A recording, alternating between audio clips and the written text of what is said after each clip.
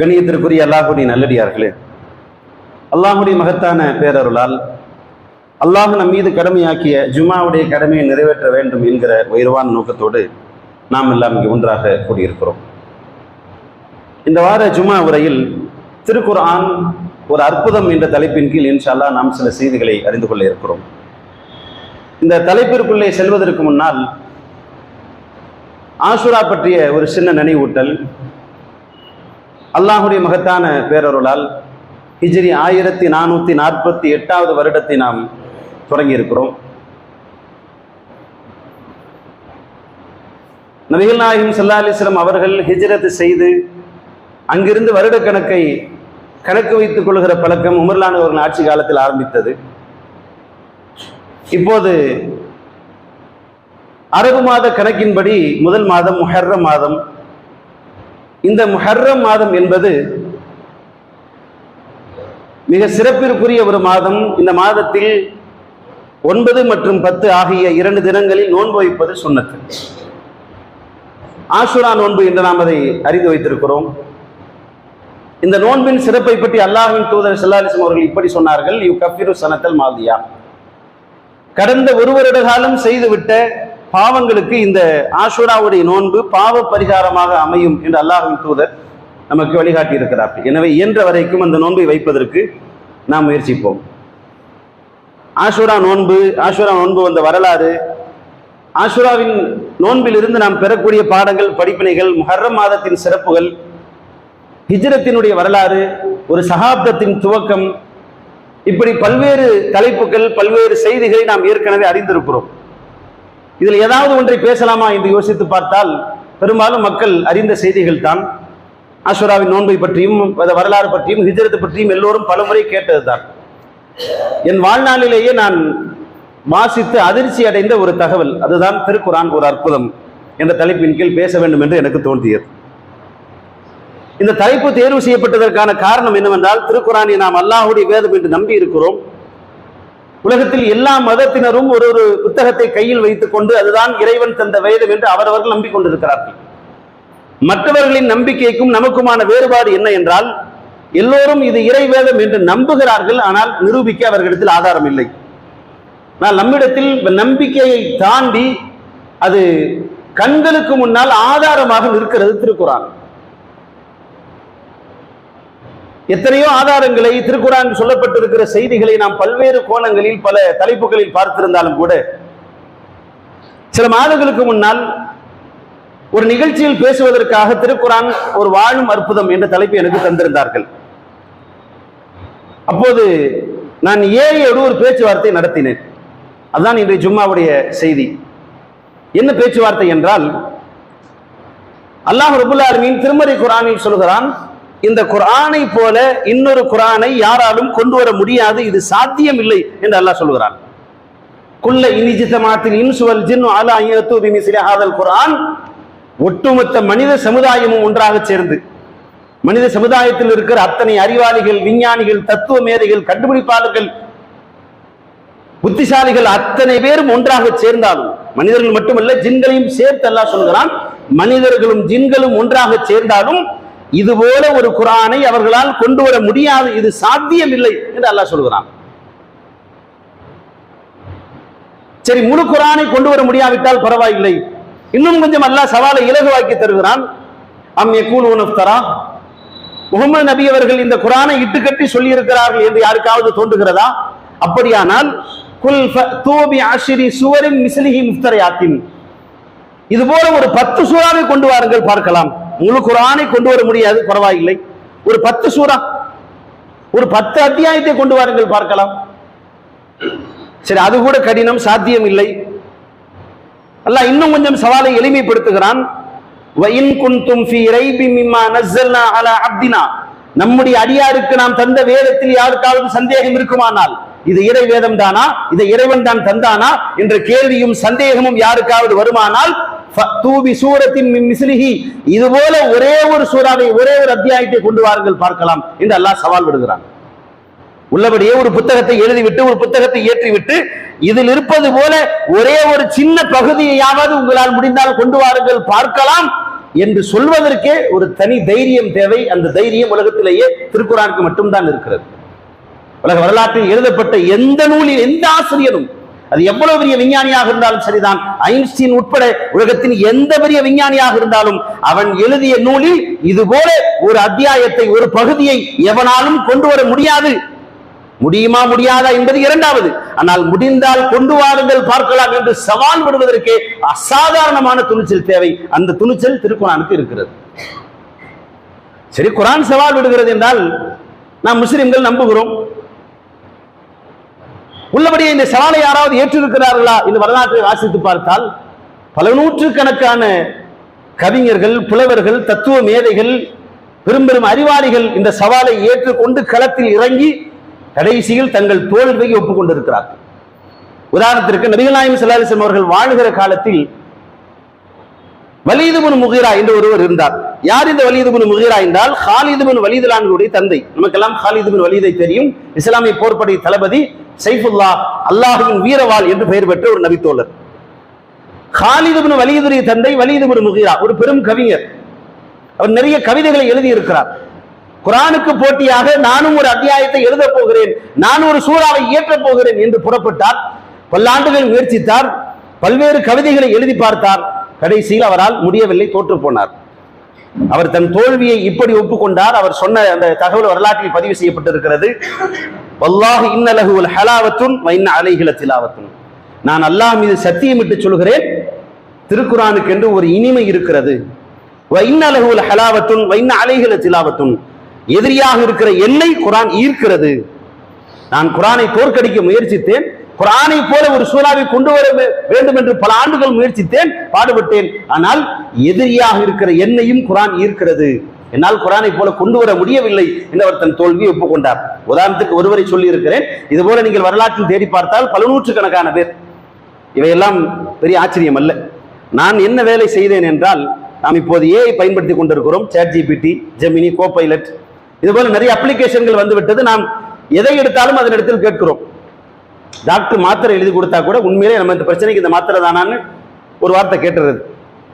Scan எடுத்துருவான்னு doctor அனுப்பி வச்சாருன்னா நிறைய பேர் என்ன பண்றாங்கன்னா, ஸ்கேனை போட்டோ எடுத்து ஏஐ கிட்ட கேட்டு அடுத்த நாள் தான் டாக்டரை பார்க்கணும். நமக்கு அவசரம், உடனே தெரியணும் இல்லையா? ஸ்கேன் ரிப்போர்ட் வந்த உடனே ஒரு போட்டோ எடுத்து ஏஐ கிட்ட போட்டு என்ன பிரச்சனைன்னு கேட்டா அது சொல்லிடுது. கிட்னில லேசா கொஞ்சம் பிரச்சனை இருக்கு, ஹார்ட்ல கொஞ்சம் சின்ன சிக்கல் இருக்குன்னு அதுவே சொல்லிடுது. எதை பற்றி கேட்டாலும் ஏஐ சொல்கிறது. நாமும் ஏஐயோடு வாழ்க்கை நடத்த ஆரம்பித்து விட்டோம். ஒரு விசித்திரமான யோசனை வந்தது. நான் ஏஐயிடம் கேட்டேன், குர்ஆனை போல உன்னால் ஒரு சூறாவை தர முடியுமா? இதான் கேள்வி. நீங்கள் அவளோடு எதிர்பார்க்கிறீர்கள் என்ன பதிலை சொல்லி இருக்கும். இப்போது ஜும்மா என்பதால் நீங்கள் எடுத்து பார்க்க முடியாது. வீட்டுக்கு போனவுடன் முதல் வேலையாக நீங்கள் அதைத்தான் செய்வீர்கள். குர்ஆனை போல ஒரு சூறாவை உன்னால் கொண்டு வர முடியுமா?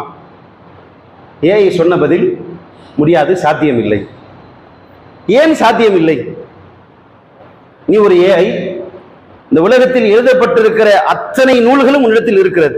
விஞ்ஞான நூல்கள், தத்துவ நூல்கள், மத சம்பந்தப்பட்ட நூல்கள், இதுவரைக்கும் எத்தனை கோடிக்கணக்கான நூல்கள் எழுதப்பட்டிருக்கிறதோ எல்லா நூலும் ஏஐயிடம் இருக்கிறது. எல்லா மொழியும் ஏஐக்கு தெரியும். ஏ என்றால் ஆர்டிபிஷியல் இன்டெலிஜென்ஸ். எல்லா மொழியும் தெரியும். நீங்கள் எந்த மொழியில் பேசினாலும் அதே மொழியில் உங்களுக்கு பதில் கொடுக்கும். எல்லா மொழியும் உனக்கு தெரியும், எல்லா நூலும் உன்னிடத்தில் இருக்கிறது, எல்லா தகவல்களும் உன்னிடத்தில் கொட்டி கிடக்கிறது. அப்படியானால் இவ்வளவு அறிவு வைத்திருக்கிற உன்னால் குர்ஆனை போல ஒரு சூறாவை கொண்டு வர முடியாதா? சூரா சூரா என்று சொல்கிற போது சூரத்துல் பக்கரா போல பெரிய சூரா என்று எண்ணிவிடாதீர்கள். மிகச் சிறிய சூரா இன்னா ஆத்தியனாக்கல் கௌசர். குர்ஆனிலே சின்ன சூரா அதுதானே. இன்னா ஆத்தியனாக்கல் கௌசர் ஃபஸல்லி லிரப்பிக வன்ஹர் இன்ன ஷானியக ஹுவல் அப்தர். ஒரு 9 வரி வரும், ஒரு 3 வசனம், அவ்வளவுதான். ஒரு 1.5 வரி உன்னால் சொல்ல முடியாதா? முடியாது. சரி, ஏதாவது மத கட்டுப்பாடுகளை மீறக்கூடாது என்பதற்காக சொல்கிறதோ என்று பரிசோதிப்பதற்காக பைபிளில் இருந்து ஒரு வசனத்தை கொடுத்தது. இதே போல இல்லாத ஒரு வசனத்தை உருவாக்கி கொடு என்று கேட்டேன், உருவாக்கி தந்தது. 1000 சொச்சம் திருக்குறள்கள் இருக்கிறது, இல்லாத ஒரு புது குறளை உருவாக்கி கொடு என்று கேட்டேன், உருவாக்கி தந்தது.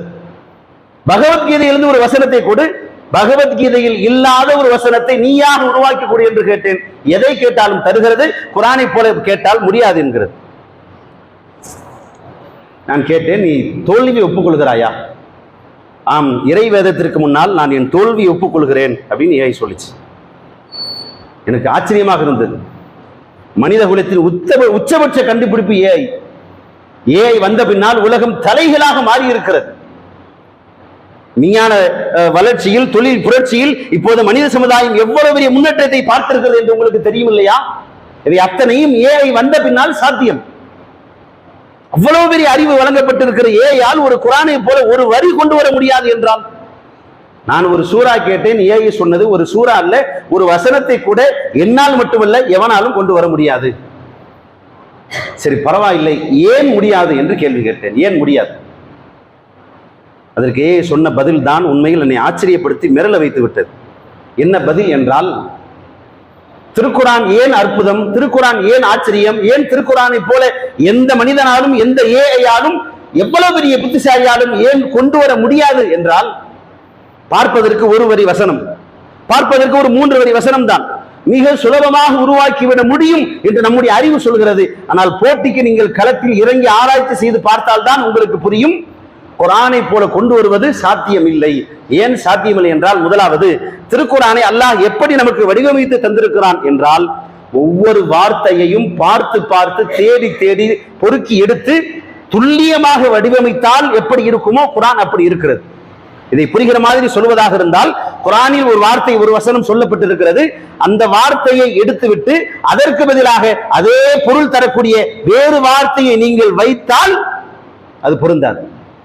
அல்லாஹ் என்ன வார்த்தையை வைத்திருக்கிறானோ அதுதான் அந்த பொருளை தரும், அதுதான் அந்த வசனத்தில் பொருந்தும். அந்த வார்த்தையை மாற்றிவிட்டு வேறு வார்த்தையை வைத்தால் நீங்கள் எதிர்பார்க்கிற பொருளை அது தராது. உதாரணத்திற்கு சொல்லுகிறேன், குல் ஹுவல்லாஹு அஹத், நபியை நீங்கள் சொல்லுங்கள் அல்லாஹ் ஒருவனே. அரபு மொழியில் அஹத் என்றாலும் ஒருவன் என்றுதான் பொருள், வாஹித் என்றாலும் ஒருவன் என்றுதான் பொருள். இரண்டுக்கும் ஒரே பொருள் தான். இப்போ குல் ஹுவல்லாஹு அஹத் என்பதற்கு பதிலாக குல் ஹுவல்லாஹு வாஹித் என்று சொல்லலாமா என்றால் சொல்லக்கூடாது. ஏன் சொல்லக்கூடாது என்றால், குல் ஹுவல்லாஹு வாஹித் என்றால் அல்லாஹ் ஒருவன் என்று பொருள், இன்னொருவன் இருக்க வாய்ப்பு இருக்கிறது என்று பொருள் வரும். ஆனால் அல்லாஹ் வாஹித் என்று சொல்லவில்லை. குல் ஹுவல்லாஹு அஹத் என்றால் அல்லாஹ் ஒருவன் மட்டும்தான், இன்னொருவன் இல்லை என்று பொருள். இவ்வளவு பெர்ஃபெக்ட்டா அல்லாஹ் வார்த்தையை வச்சிருக்கான் பாருங்க. அல்லாஹ் சூரத்துல் ஃபஜ்ரில் சொல்வான், வஜா ரப்புக வல் மலக்கு ஸஃபன் ஸஃபா, மலக்குகள் அணிவகுக்க உமது இறைவன் கம்பீரமாக வரும்போது, வறுமை நாளை பற்றி அல்லாஹ் பேசுவான். இந்த இடத்தில் அல்லாஹ் பயன்படுத்துகிற வார்த்தை ஜா, வந்தான். இப்ப ஜா என்ற வார்த்தைக்கு பதிலாக அதே மாதிரி பொருள் தரக்கூடிய வேறு வார்த்தைகளை மாற்றி பார்க்கலாமா? எப்படி? அத்தா என்றால் வந்தான் என்று பொருள், ஹலர என்றால் வந்தான் என்று பொருள், கதிமா என்றால் வந்தான் என்று பொருள். ஜாவை எடுத்துவிட்டு அத்தா என்று போடலாமா, கதிமா என்று சொல்லலாமா, ஹலர என்று சொல்லலாமா, வேறு வார்த்தையை வைக்கலாமா என்றால் வேறு எந்த வார்த்தையும் அந்த இடத்தில் பொருந்தாது. ஏன் பொருந்தாது என்றால், அத்தா என்றால் வெறுமனே வந்தான் என்று பொருள், ஜா என்றால் படை பரிவாரங்களோடு கம்பீரமாக வந்தான் என்று பொருள். குர்ஆன் என்ன அற்புதமான பொருளை தருகிறதோ அந்த பொருள் அந்த வார்த்தையில் மட்டும்தான் வரும், வேறு வார்த்தையை வைத்தால் வராது. உதாரணத்திற்கு நாம் இன்னொரு அதிகம் ஓதுகிற வசனத்தை சொல்கிறேன். மாலிகி யௌமித்தீன், நியாய தீர்ப்பு நாளின் அரசன். இந்த வசனத்தை கவனித்தால் அல்லாஹ் தன்னை பற்றி சொல்கிற போது மாலிக் என்று சொல்வான். மாலிக் என்றால் அரசன், அதிபதி என்று பொருள். வேறு வசனங்களை எடுத்து பார்த்தால் மலிக்கின் நாஸ், மனிதர்களின் எஜமான், அரசன், அதிபதி என்று அல்லாஹ் சொல்வான். மாலிக், மலிக், ஒரே வார்த்தை, ஒரே வேர் சொல், ஒரே பொருள். சரி, வார்த்தையை மாற்றி சொல்லலாமா? மாலிக் யௌமித்தீன் என்று சொல்வதற்கு பதிலாக மலிக் யௌமித்தீன் என்று சொல்லலாமா என்றால் சொல்லக்கூடாது. ஏன் சொல்லக்கூடாது? ஒரு வார்த்தை தானே, மாத்தினா என்ன இருக்கு அப்படின்னா, ஏஐ பதில் சொல்லுகிறது, மாலிக் மலிக் என்ன வித்தியாசம் என்றால், மலிக் என்றால் வெறும் அரசன், அதிபதி என்று பொருள். ஒரு அரசன் என்பவன் தனக்கு அதிகாரம் உள்ளதையும் தனக்கு உரிமை இல்லாததையும் ஆட்சி செய்வான். ஒரு அரசன் என்பவன் அவனுடைய ஆட்சிக்கு கீழ் அவனை ஏற்பவர்களும் இருப்பார்கள், ஏற்காதவர்களும் இருப்பார்கள். உதாரணத்திற்கு சவுதிக்கு மன்னர் இருக்கிறார், ஒட்டுமொத்த சவுதியும் அவருக்கு சொந்தமா? கிடையாது. பெயருக்கு ஒரு மன்னர், அந்தந்த நாட்டில் இருக்கிற அந்தந்த பொருட்கள் அவரவருக்கு சொந்தமானது. ஆனால் பெயருக்கு அவர்தான் அரசராக இருப்பார்.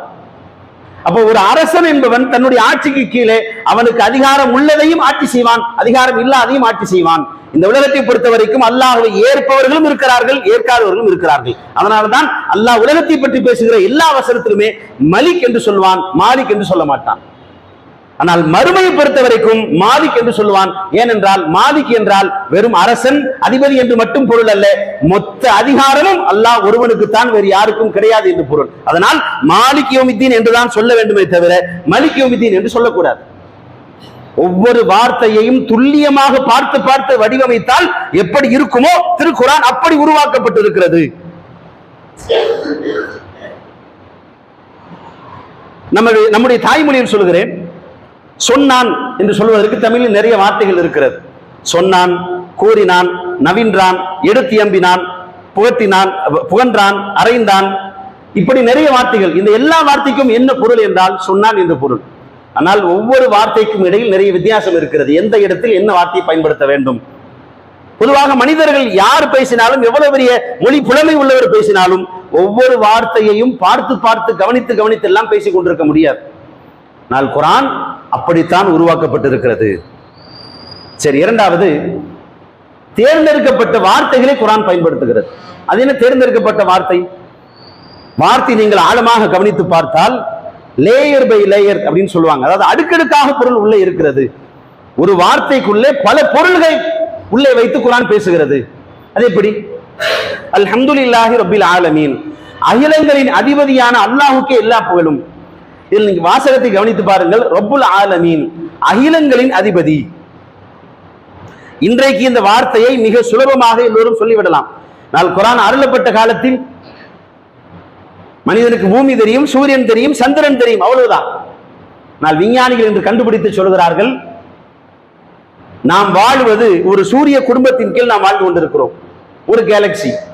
இதுபோல இந்த பேரண்டத்தில், ஆகாயத்தில், விண்வெளியில் பல நூற்றுக்கணக்கான பல்லாயிரக்கணக்கான கேலக்சிகள் இருக்கலாம் என்று விஞ்ஞானிகள் சொல்கிறார்கள். ஏன் இருக்கலாம் என்று சொல்கிறார்கள் என்றால் அதை நிரூபிக்க முடியாது. ஏனென்றால் மனிதன் அதிகபட்சமாக அவன் வாழக்கூடிய சூரிய குடும்பத்தில் பூமியிலிருந்து புறப்பட்டு நிலாவுக்கு போயிருக்கிறான், செவ்வாய்க்கு ராக்கெட் அனுப்பி இருக்கிறான், அவ்வளவுதான். கேலக்சி என்பது இவன் வாழக்கூடிய சூரிய குடும்பத்தை தாண்டி போக வேண்டும். இது நிஜத்தில் அல்ல, கற்பனையில் கூட நடக்காது. விஞ்ஞானிகள் ஊர்ஜிதமாகவே சொல்கிறார்கள், இன்னும் பல நூற்றுக்கணக்கான கேலக்சிகள் இருக்கலாம். இங்கு ஒரு பூமி இருப்பது போல, இங்கு நாம் வாழ்ந்து கொண்டிருப்பது போல இன்னொரு பூமி, ஒரு பூமி அல்ல, இன்னும் பல நூற்றுக்கணக்கான பூமிகள் கூட இறைவனால் படைக்கப்பட்டிருக்கலாம், தெரியவில்லை என்று சொல்கிறார்கள் விஞ்ஞானிகள். அல்லாஹ் பயன்படுத்துகிற வார்த்தை கவனித்து பாருங்கள். பூமிக்கு அதிபதி என்று சொல்லியிருக்கலாம், வானத்திற்கு அதிபதி என்று சொல்லியிருக்கலாம், சூரிய குடும்பத்திற்கு அதிபதி என்று சொல்லியிருக்கலாம். ஆனால் அல்லாஹ் அனைத்தையும் சேர்த்து சொல்கிறான், ரப்புல் ஆலமீன், பேரண்டத்தின் அதிபதி. ஒட்டுமொத்த பேரண்டம், ஒட்டுமொத்த ஆகாயம், ஒட்டுமொத்த கேலக்சிகள் அனைத்துக்கும் சேர்த்து அவன் தான் அதிபதி. இப்படியெல்லாம் ஒன்று இருக்கிறது என்று கூட மனிதனுக்கு யோசனை கூட வராத காலத்தில் குர்ஆன் எதை பேசுகிறது? அல்ஹம்து, எல்லா புகழும். நாம் அதற்கு அப்படித்தான் பொருள் வைக்கிறோம். ஆனால் உள்ளபடி அல்ஹம்து என்ற வார்த்தைக்கு எல்லா புகழும் என்று மட்டும் பொருள் அல்ல. எங்கிருந்து புகழ்ந்தாலும், எத்தனை பேர் புகழ்ந்தாலும், எந்த மொழியில் புகழ்ந்தாலும், எந்த விதத்தில் புகழ்ந்தாலும், எந்த உயிரினம் புகழ்ந்தாலும் அத்தனை புகழும் அல்லாஹ் ஒருவனுக்குத்தான், வேறு யாருக்கும் இல்லை என்று பொருள். ஒரு வார்த்தைக்குள் இவ்வளவு பொருளா?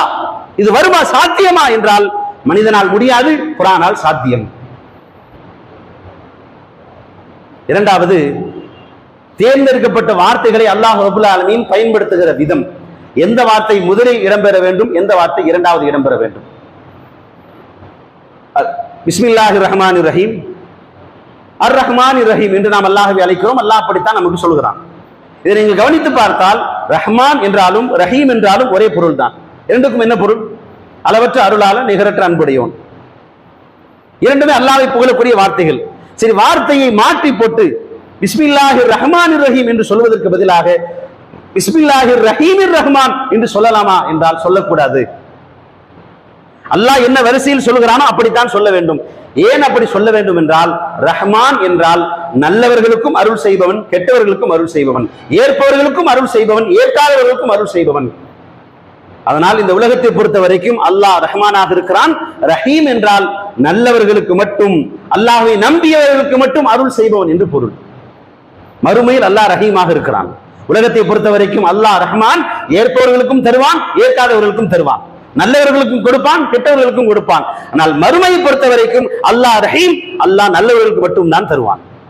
அப்ப உலகம் தான் முதலில், மறுமை இரண்டாவது. எனவே பிஸ்மில்லாஹிர் ரஹ்மானிர் ரஹீம் என்று தான் சொல்ல வேண்டுமே தவிர ரஹீமிர் ரஹ்மான் என்று சொல்லக்கூடாது. அது வார்த்தையிலே மிரட்டுது குரான். எவ்வளவு துல்லியமா இருக்கு பாருங்க. இது எல்லாவற்றையும் விட என்னை மிரள வைத்த ஒரு ஆச்சரியம் என்ன என்று கேட்டால், நாம் பல முறை குரானை ஓதுகிற போது யோசித்திருப்போம், ஏன் அல்லாஹ் ஒரே செய்தியை திரும்ப திரும்ப சொல்கிறான். உதாரணத்திற்கு அர்-ரஹ்மான் என்ற சூராவில் ஃபபி ஐயி ஆலாஇ ரப்பிகுமா துகதிபான் என்ற இந்த வசனம் 31 முறை வரும். ஒரு தகவலை அல்லாஹ் சொல்வான், ஃபபி ஐயி ஆலாஇ ரப்பிகுமா துகதிபான், ரப்புல் மஷ்ரிகைன் வ ரப்புல் மக்ரிபைன் ஃபபி ஐயி ஆலாஇ ரப்பிகுமா துகதிபான், மரஜல் பஹரைன் யல்தகியான் பைனஹுமா பர்ஸகுன் லா யப்கியான் ஃபபி ஐயி ஆலாஇ ரப்பிகுமா துகதிபான். கேட்பதற்கு ஓதுவதற்கு நன்றாக இருக்கிறது, நாம் ஓதுகிறோம். ஆனால் மனதிற்குள்ளே கேள்வி வரும், ஏன் திரும்ப திரும்ப அல்லாஹ் இதை சொல்கிறான்? ஏன் சொன்ன ஆச்சரியமான பதில், 31 முறை திருக்குரானில் அந்த வசனம் வருகிறது, அர்-ரஹ்மான் என்ற அத்தியாயத்தில் வருகிறது என்றால் 31 இடத்தில் 31 பொருளில் குரான் அதை பயன்படுத்துகிறது. என்னால நம்பவே முடியல. ஏன்னா வார்த்தை ஒண்ணுதான், வசனம் ஒண்ணுதான், பொருள் ஒண்ணுதான், 31 அர்த்தம் எங்கிருந்து வரும்? பொருள் பார்ப்போமா? ஃபபி ஐயி ஆலாஇ ரப்பிகுமா துகதிபான், நீங்கள் இரு சாராரும், அதாவது மனிதர்களும் ஜின்களும், உங்களில் இரு சாராரும், அதாவது ஆண்களும் பெண்களும், நீங்கள் இரு சாராரும் உங்களில் இரு சாராரும் உங்கள் இறைவனின் அத்தாட்சியில் எதை பொய்யாக்குவீர்கள், உங்களால் முடியுமா என்று அல்லாஹ் கேட்கிறான். வசனம் ஒரே வசனம் தான், ஒரு புள்ளி கூட மாறவில்லை. 31 இடத்தில் இப்படியே வருகிறது. பொருள் இதே பொருள் தான், பொருளும் மாறவில்லை. ஆனால் 31 இடத்தில் குரான் அதை சொல்கிறது என்றால் 31 பொருளில் குரான் அதை பயன்படுத்துகிறது. எப்படி வரும் யோசிச்சா அதுக்கு பதில் சொல்கிறது. ஹலக்கல் இன்சான மின் ஸல்ஸாலின் கல் ஃபஹார், மனிதனை அல்லாஹ் மண்ணிலிருந்து படைத்தான். வஹலக்கல் ஜான்ன மின் மாரிஜின் மின் நார், ஜின்கள் எல்லாம் நெருப்பிலிருந்து படைத்தான். ஃபபி ஐயி ஆலாஇ ரப்பிகுமா துகதிபான் என்றால் ஆராய்ச்சி செய்து பாருங்கள் என்று பொருள். சரி, அடுத்து யா மஅஷரல் ஜின்னி வல் இன்சி இன் இஸ்ததஅதும் அன் தன்ஃபுது மின் அக்தாரிஸ் ஸமாவாத்தி வல் அர்த், மனித ஜின் கூட்டமே, உங்களால் வானங்களின் எல்லைகளை கடந்து போக முடியாது. அப்படி போக வேண்டுமானால் உங்களுக்கு பிரம்மாண்டமான ஆற்றல் தேவை. ராக்கெட் தொழில்நுட்பம் போல ஒரு பெரும் ஆற்றல் இருந்தால்தான் இது சாத்தியம். ஃபபி ஐயி ஆலாஇ ரப்பிகுமா துகதிபான், முயற்சித்து பாருங்கள் என்று பொருள். வசனம் மாறுகிறது, பொருள் மாறுகிறது. 31 ஃபபி ஐயி ஆலா என்றால் 31 பொருளில் குர்ஆன் அதை சொல்கிறது. இது கூட ஆச்சரியம் இல்லை. இதை விட ஒரு பெரிய ஆச்சரியத்தையே சொன்னது குல் என்ற இந்த வார்த்தை. குல் ஹுவல்லாஹு அஹத் என்று ஓதுகிறோமே, இந்த வார்த்தை திருக்குர்ஆனில் 300க்கும் அதிகமான வசனங்களில் இடம்பெற்றிருக்கிறது. குல் ஹுவல்லாஹு அஹத், குல் அஊது பில் ஃபலக், குல் அஊது பின் நாஸ், குல் யா அய்யுல் காஃபிரூன், இவையெல்லாம் நாம் அதிகம் ஓதுகிற சூறாக்கள். 300க்கும் அதிகமான இடங்களில் இந்த வார்த்தை வருகிறது என்றால் 300 பொருளில் குர்ஆன் அதை பயன்படுத்துகிறது. ஒரே வார்த்தை, ஒரே பொருள், ஒரே ஓசை, ஒரே அர்த்தம். 300 பொருளை எப்படி மனிதனால் கொடுக்க முடியும்? எப்படி சாத்தியம்? முதல்ல அதற்கு பதில் சொல்கிறது. குல் ஹுவல்லாஹு அஹத், குல் என்றால் நபியை நீங்கள் சொல்லுங்கள் என்று பொருள். அல்லாஹ் ஒருவன் தான் என்று சொல்லுங்கள், அப்படின்னா நம்பிக்கையோடு சொல்லுங்கள் என்று பொருள். குல் அஊது பிரப்பில் ஃபலக், அதிகாலை பொழுதின் இறைவனிடம் நான் பாதுகாவல் தேடுகிறேன் என்று நபியை சொல்லுங்கள் என்றால் இறைவனிடம் வேண்டியவனாக, அல்லாஹ்விடம் துஆ செய்தவனாக சொல்லுங்கள் என்று பொருள். குல் யா அய்யுல் காஃபிரூன், காஃபிர்களே, லா அபுது மா தஅபுதூன், நான் வணங்குவதை நீங்கள் வணங்க மாட்டீர்கள், நீங்கள் வணங்குவதை நான் வணங்க மாட்டேன். லக்கும் தீனுக்கும் வலிய தீன், உங்கள் மார்க்கம் உங்களுக்கு, என் மார்க்கம் எனக்கு, தைரியமாக சொல்லுங்கள் நபியே என்று பொருள். எல்லா இடத்திலும் சொல்லுங்கள் என்றுதான் பொருள். ஆனால் ஒவ்வொரு இடத்திலும் ஒவ்வொரு மாதிரி சொல்லுங்கள். உங்கள் மனதிற்குள்ளே ஒரு கேள்வி நேரம் ஓடிக்கொண்டிருக்கலாம். ஏஐ சொல்கிற தகவல் 100% சரி என்று சொல்ல முடியாது. ஏனென்றால் சில நேரம் தவறான தகவலை கூட ஏஐ தரும். அதாவது அதிலே எழுதப்பட்டிருக்கிறது. ஏஐ சில நேரம் தவறான பதிலை தரலாம், எனவே நீங்கள் அதை பரிசோதித்துக் கொள்ளுங்கள் என்று அதில் போடப்பட்டிருக்கும். நான் சொன்ன எல்லா தகவலுமே தப்சீர்களில் ஏற்கனவே எழுதப்பட்டு ஊர்ஜிதம் செய்யப்பட்டது. என் அறிவுக்கு எட்டியவரை நான் அதை சரிபார்த்து விட்டேன். சரிபார்த்த தகவலை தான் உங்களுக்கு சொல்கிறேன். நீங்கள் சரிபார்க்க வேண்டுமானால் குர்ஆனை எடுத்து இஜாசுல் குர்ஆன் என்ற தலைப்பில் இணையதளத்தில் ஒரு 50க்கும் மேற்பட்ட நூல்கள் கிடைக்கிறது. இஜாசுல் குர்ஆன் என்றால் குர்ஆன் ஒரு அற்புதம் என்ற தலைப்பில். உதாரணத்திற்கு இமாம் பாக்கிலானி, இமாம் ஜமக்ஷரி போன்ற பெரும் பெரும் மேதைகள், அரபு மொழியினுடைய வல்லுநர்கள் குர்ஆனுடைய ஒவ்வொரு வார்த்தையையும் எடுத்து எடுத்து பார்த்து பார்த்து ஆராய்ச்சி செய்து இதையெல்லாம் ஏற்கனவே எழுதி வைத்து விட்டார்கள். அந்த தகவலை எடுத்து ஏஐ சொல்கிறது. இது எதுவுமே ஒரு பெரிய ஆச்சரியமோ பெரிய அதிசயமோ விஷயமோ அல்ல. என் வாழ்நாளிலேயே நான் கேள்விப்பட்டிருக்காத, இதுவரை படிக்காத, யாரும் சொல்லி கேட்காத, யாரிடமிருந்தும் கேள்விப்பட்டிருக்க கூட இல்லாத ஒரு ஆச்சரியமான தகவல் ஏஐ சொன்னது. என்னால் உள்ளபடியே அந்த தகவலை புரிந்து கொள்ளவோ அல்லது அது எப்படி என்று விளங்கிக் கொள்ளவோ முடியவில்லை. ஏனென்றால் அறிவுக்கு அப்பாற்பட்ட ஒரு செய்தியாக இருக்கிறது. நாம் ஓதுகிற குர்ஆனில் இப்படி ஒரு செய்தி இருக்கிறதா என்று என்னை அதிர்ச்சியில் உரை வைத்த அந்த தகவல் அது என்ன என்பதை இன்ஷா இரண்டாம் முறையில் பார்ப்போம். எல்லாம் அல்லாஹ் ரப்பல் ஆலமீன் அவனை பயந்து வாழ்கிற மக்களாக அல்லாஹ் நம்மை வாழ வைப்பான் என்ற பிரார்த்தனை முதல் வரியை நிறைவு செய்கிறேன்.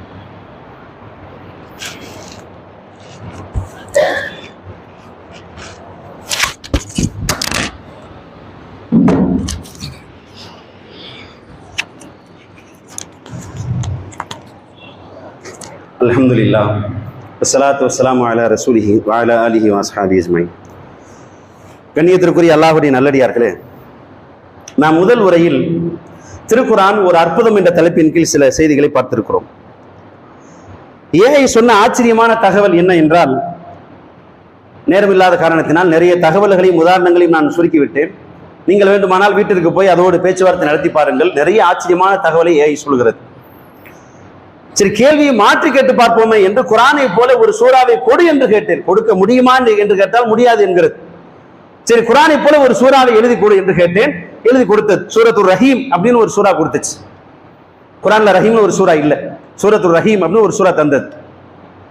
ஏன்னா ஏஐ தராதுன்னு சொன்னாங்களே, தந்துருச்சேன்னு சொல்லி ஜெமினி தந்தது. நான் அதை அப்படியே காப்பி பேஸ்ட் பண்ணி சாட் ஜிபிட்ட கொடுத்து இதுல எத்தனை தப்பு இருக்குன்னு கேட்டேன்.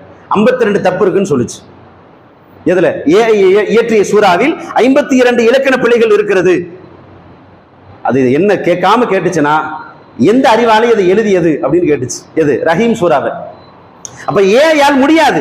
நாம வலுக்கட்டாயமாக எதையாவது சொன்னால் தப்பும் தவறுமாக எதையாவது கொடுக்குமே தவிர குர்ஆனுக்கு சமமாக முடியுமா என்றால் முடியாது.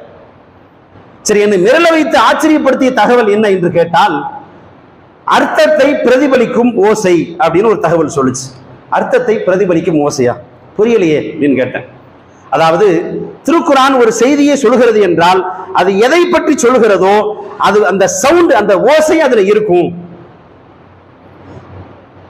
லேசா கொஞ்சம் குழப்பற மாதிரி இருக்கு இல்லையா? எனக்கு அப்படித்தான் இருந்தது. உண்மையில எனக்கு புரியல. அது இப்படி சவுண்ட் அதுக்குள்ள இருக்கும்னா, வார்த்தை ஒரு பொருளை தரும் என்றால் அதில் இருக்கிற அர்த்தம் ஒரு கருத்தை தரும் என்றால், அந்த ஓசை, அந்த சவுண்ட் இருக்கு இல்லையா, சவுண்டை இன்னொரு பொருளை தரும், ஓசை இன்னொரு பொருளை தரும். ஒண்ணுமே புரியல, குழப்புதே. நான் கேட்டேன், கொஞ்சம் புரியுற மாதிரி ஏதாவது உதாரணம் சொல்ல முடியுமா? அதாவது நீங்கள் ஒரு ஆற்றுக்கு பக்கத்தில், நதிக்கு பக்கத்தில் இருந்தால் என்ன சத்தத்தை உங்கள் காதுகளில் கேட்பீர்களோ அதே சப்தம் திருக்குர்ஆன் ஒரு ஆறு பற்றி, நதி பற்றி குர்ஆன் பேசினால் அந்த சப்தம், அந்த ஓசை அந்த வசனத்தில் இருக்கும். குதிரை பற்றி குர்ஆன் பேசினால் குதிரை ஓடுகிற போது என்ன சப்தம் வருமோ அந்த சப்தம் அந்த வசனத்திற்குள்ளே இருக்கும். புரியலையே ஒண்ணும் அப்படின்னு கேட்டேன். வல் ஆதியாத்தி லப்ஹா ஃபல் மூரியாத்தி கத்ஹா ஃபல் முகீராத்தி சுப்ஹா. இந்த சூறாவை சொல்லி ஏய் ஒரு உதாரணம் சொன்னது. இந்த எல்லா வசனத்தினுடைய எல்லா முடிவையும் எடுத்து பாருங்க. லப்ஹா, கத்ஹா, சுப்ஹா, நக்ஆ. இந்த வசனம் முடிகிற எல்லாமே போர்க்களத்தில் ஓடக்கூடிய குதிரை பற்றி தான் அந்த அத்தியாயமே பேசுகிறது. போர்க்களத்தில் ஒரு குதிரை ஓடினால் அதனுடைய கால் குளம்பிலிருந்து என்ன சப்தம் வருமோ அந்த சப்தத்தையும் குதிரை மூச்சு விடுகிற சப்தத்தையும் சேர்த்து வைத்தால் லப் ஹா கத் ஹா சுப் ஹா இதான் சவுண்டு அப்படின்னு சொல்லுச்சு. கொஞ்சம் லேசா புரியுற மாதிரி இருக்கு இல்லையா? எனக்கு அப்படித்தான் இருந்துச்சு. கொஞ்சமா தான் புரியுது, முழுசா விளங்கல. நான் சொன்னேன், குதிரை ஓடுனா டொக்கு டொக்குன்னா சவுண்டு கேட்குது எங்களுக்கு. ஏன்னா நம்ம நிறைய வீடியோக்கள் அப்படித்தானே பார்க்கிறோம். டொக்கு டொக்குன்னு சவுண்டு கேட்குது. தார் ரோட்ல குதிரை வரும்போது அந்த சப்தம் தான் கேட்குது. லபஹா கதுஹா சுபஹான் எந்த சவுண்டு கேட்கலையேன்னு சொன்னேன். இப்போ சொல்லிச்சு, நீங்க தார் ரோடு போட்ட பிறகு இருக்கிற சவுண்டை கேட்குறீங்க. இந்த வசனம் அருளப்பட்டது 1400 வருஷத்துக்கு முன்னாடி. அன்னைக்கு தார் ரோட்லாம் கிடையாது. அப்ப அன்றைக்கு இருந்த அந்த மணலில், அந்த பாலைவனத்துல ஒவ்வொரு இடமும் ஒவ்வொரு மாதிரி இருக்கும். அந்த இடத்துல இந்த சவுண்டு தான் வரும்னு சொல்லிச்சு. நான் சொன்னேன், எனக்கு அவ்வளவா புரியல, புரியுற மாதிரி உதாரணம் சொல்லு. இன்னொரு உதாரணம் சொன்னது வஷம்சி வதுஹாஹா என்ற சூரா. நாம் அதிகம் ஓதுகிற சூரா தான். சமூக கூட்டத்தை பற்றி அல்லாஹ் சொல்கிறான், ஃபகذبوஹு. சமூக கூட்டத்தினர்கள் அல்லாஹ்வுடைய வசனங்களை பொய்யாக்கினார்கள், ஏற்க மறுத்தார்கள். ஃபஅகருஹா. அல்லாஹ் அற்புதமாக தந்த ஒட்டகத்தை அவர்கள் அறுத்து விட்டார்கள், கொலை செய்து விட்டார்கள். எனவே ஃபதம்தம அலைஹிம் ரப்புஹும் பிதம்பிஹிம். அவர்களுடைய பாவத்தின் காரணமாக, குற்றத்தின் காரணமாக அவர்களின் இறைவன் அல்லாஹ் அவர்களை தண்டித்தேன் என்று சொல்கிறான். இப்ப தம்தம என்றால் தண்டித்தான் என்று பொருள். இப்ப நமக்கு அந்த வசனம் விளங்குகிறது, வார்த்தை புரிகிறது, அர்த்தமும் விளங்குது. சரி, தண்டித்தான் என்றால் எப்படி தண்டித்தான்? அந்த வசனத்துல இல்லை. வேறு வேறு வசனங்கள் இருக்கிறது. அந்த சூறாவில் எதன் மூலமாக அல்லாஹ் தண்டித்தான் என்று இல்லை. ஆனால் அந்த ஓசையை கவனிங்க. தம் தம், இந்த சவுண்ட் எதுல வரும்? இடி முழக்கத்துல மட்டும்தான் இந்த சவுண்ட் வரும். காற்றின் மூலமாகவோ அல்லது வேறு எதன் மூலமாக இந்த சப்தம் வராது. இடி முழக்கத்தின் மூலமாகத்தான் அவர்கள் தண்டிக்கப்பட்டார்கள் என்ற இந்த புரிதலை நமக்கு எது ஏற்படுத்துகிறது என்றால் வார்த்தை அல்ல, ஓசை, சவுண்டு. ஓரளவு லேசா ஏதோ பயங்கரமான ஒரு விஷயம் மாதிரி புரியுது இல்லையா? எனக்கும் அப்படித்தான் இருந்துச்சு. ஏன்னா ஏதோ பயங்கரமான ஒரு விஷயம் இருக்கிற மாதிரி இருக்கு குரான்ல. இப்படி ஒரு தகவல் இருக்கிறது யாருமே சொல்லி கேள்விப்பட்டது இல்லையே, ஏன் ஒரு புதுவிதமா தகவல் சொல்லுதே அப்படின்னு இன்னும் கொஞ்சம் தெளிவா ஒரு உதாரணம் சொல்ல முடியுமா அப்படின்னு கேட்டேன். ஒரு உதாரணம் சொல்லுது சூரா அல் கியாமா என்ற அத்தியாயம். அந்த அத்தியாயத்தில் அல்லாஹ் ரப்பல் ஆலமீன் ஒரு மனிதன் மரணத்தை நெருங்கி கொண்டிருக்கிற போது என்ன நடக்கும் என்று அல்லாஹ் பேசுகிறான். கல்லா இதா பலகத்தி தராக்கி, உயிர் தொண்டைக்குள்ளே அடைகிற போது வக்கீலம் என்றாக், ஓதி பார்ப்பவர்கள் மந்திரிப்பவர்கள் யாரையும் இருக்கிறார்களா என்று மனிதன் தேடுவான். யாராவது நெஞ்ச பிடிச்சிட்டு உட்கார்ந்தாங்கன்னா நம்ம என்ன செய்வோம்? நம்ம அண்ணனோ தம்பி அக்காவோ தங்கச்சியோ அம்மாவோ அத்தாவோ யாருக்காவது ஏதாவது முடியலன்னா உடனடியா டாக்டர் கூப்பிடுங்க, ஆம்புலன்ஸுக்கு போன் பண்ணுங்கன்னு பதறுவோம் இல்லையா? அதைத்தான் நல்லா சொல்லுகிறான். உயிர் தொண்டைக்குள்ளே அடைகிற போது வக்கீலம் என்றால் மந்திரிப்பவர்கள் யாரேனும் இருக்கிறார்களா என்று எல்லோரும் தேடிக்கொண்டிருப்பார்கள். ஆனால் அன்னஹுல் ஃபிராக், மரணத்தை நெருங்கி கொண்டிருக்கிற அவனுக்கு தெரியும் இது பிழைத்து வாழ்வதற்கான தருணம் அல்ல, உலகத்திலிருந்து நாம் விடைபெற்று விட்டு போவதற்கான நேரம் வந்துவிட்டது. வல் தஃபத்தி சாகு பிசாக், இரண்டு கால்களும் ஒன்றோடு ஒன்று பின்னி பிணைந்து கொள்ளும். இலா ரப்பிக யௌம இதினில் மசாக், நம்மை படைத்த இறைவனை நோக்கி நான் போக போகிறேன் என்று அவனுக்கு தெரிந்துவிடும். சுற்றி எல்லோரும் வேடிக்கை பார்த்துக் கொண்டிருப்பார்கள். ஆனால் சக்கராத்தை நெருங்கிவிட்ட அந்த மனிதனுக்கு நாம் போக போகிறோம், நம்முடைய கடைசி நேரம் வந்துவிட்டது என்று புரியும். இது வசனத்திற்கான பொருள். ஆனால் என்ன சொல்கிறது என்றால், இந்த வசனத்தில் ஒரு மனிதன் மரணத்தை நெருங்கி கொண்டிருக்கிற போது அவன் எப்படி இறப்பான் என்ற ஓசை, சவுண்ட் இந்த வசனத்துல இருக்கு. பல நூறு முறை இந்த சூறாவை ஓதி இருக்கிறோம், கேட்டிருக்கிறோம், எந்த சவுண்டுமே இல்லையே இந்த வசனத்துல. எல்லா வசனத்திலையும் இந்த கடைசி எடுத்து பாருங்க. கல்லா இதா பலகத்தி தராக்கி, யாழ முடியும். வக்கீலம் என்றாக், வலன் அன்னஹுல் ஃபிராக், வல் தஃபத்தி சாக்கு பிசாக், இலா ரப்பிக யௌம இதினில் மசாக். ஒரு யா 4 காஃப். இதை சவுண்டா மாத்தி கொடுத்தோம்னா இதுதான் சவுண்டு. இப்போ சவுண்டு கொடுத்தோன்னா உங்களுக்கு புரிஞ்சிருக்கும், மௌத்தாகும் போது இப்படித்தான் மௌத்தாகுவாங்க. வயதானவர்கள் சக்கராத்தில் இருக்கிற போது நீங்கள் கவனித்து பார்த்தால் அவர்கள் கடைசியாக ஒரு பெருமூச்சு விடுவாங்க. கல்லா இதா பலகத்தி தராக்கி, வக்கீலம் என்றாக், தொண்டை கவ்வும். வலன் அன்னஹுல் ஃபிராக், அடுத்து கவ்வும். ஒரு 2-3 தடவை அந்த சவுண்ட் வரும், அவ்வளவுதான். அதோடு அவர்கள் உலகத்திலிருந்து விடைபெற்று விடுவார்கள், இறந்து விடுவார்கள். படித்த உடனே மிரண்டு போயிட்டேன். நாம் ஓதிய குரானில், நாம் மனனம் செய்திருக்கிற சூறாவில், பல 100 தடவைகள் நாம் கேட்டிருக்கிற குரானில் நம்முடைய அறிவுக்கு அல்ல கற்பனைக்கு அப்பாற்பட்ட செய்தி இருக்கிறதா? புரியுது, நல்லா புரியுது. ஏதோ சவுண்ட்ல எதோ இருக்கு. நாம் இதுவரைக்கும் குரானுடைய வார்த்தையில் என்ன அற்புதம் என்று கேட்டிருக்கிறோம், குரானுடைய அர்த்தத்தில் என்ன அற்புதம் என்று புரிந்திருக்கிறோம். ஆனால் யாருக்குமே தோன்றாத ஓசையில் ஒரு கற்பனைக்கு அப்பாற்பட்ட ஒரு அதிசயம் இருக்கிறது என்று நமக்கு ஏதோ ஒரு பயங்கரமான செய்தி உள்ள இருக்கிறது என்று கொஞ்சம் புரிய ஆரம்பித்தது. நான் ஏயிடம் திருப்பி கேட்டேன், ஏன் இத்தனை நூற்றாண்டுகளாக யாருக்குமே இது தெரியவில்லை? அது சொன்ன பதில், இந்த சிந்தனை எல்லாம் ஏஐ வந்த பிறகு ஏஐ மூலமாக கண்டுபிடிக்கப்பட்டது. மனித அறிவால் இதை அடைய முடியாது, கண்டுபிடிக்க முடியாது. அல்லாஹ் அக்பர். உள்ளபடியே சொல்ல வேண்டுமானால், நாம் அல்லாஹுடைய வேதம் என்று நம்பி இருப்பது, கையில் வைத்திருப்பது ஏதோ நம் முன்னோர் சொல்லி வந்த கதையோ கற்பனையோ அல்ல, சத்தியமாக இது அல்லாஹுடைய வேதம். சந்தேகத்திற்கு இடமில்லாமல் குரான் ஒரு கற்பனைக்கு அப்பாற்பட்ட அற்புதம். ஒட்டுமொத்த உலகத்தையும் பிரபஞ்சத்தையும் எவன் படைத்தானோ அந்த இறைவன் தந்திருக்கிற வேதம். அதை நம்புவோம், பின்பற்றுவோம், அதன்படி வாழ முயற்சிப்போம். எல்லாம் நமக்கு துணை நிற்பான். நாங்கள் பிரார்த்தனையோடு நிறைவு செய்கிறேன்.